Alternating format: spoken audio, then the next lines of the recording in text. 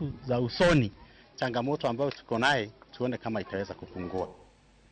Nyokoromoke juang Jodak ma North Uyoma county Masiaya oyudo dho chak manoko wuok e agulu mano mar ward e gwengego e chenro mar puonjo jodak rwako chenro mamoko mag yuto kopogore kod lupo. Chenro no ma itayo kod MCA gwenge go mano Buka Washington Bonyo ma bende geto miyo grube mopogore opogore dhok maromo 250 grube moingo 100 ne oyudo dhok e skund primary no mar gengni mantiere kar chung'od burano mar Arieda.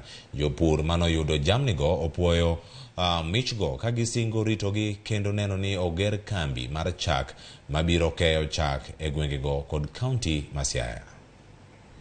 So I decided to give every group at least a cow so that when they go with it, at least our people will have been empowered financially and in any way they would want it.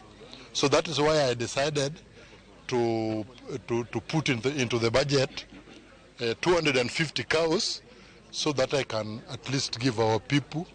Here we have different women groups, we have border groups, we have very many groups that are registered that are going to get cows today. I'm one of the beneficiaries.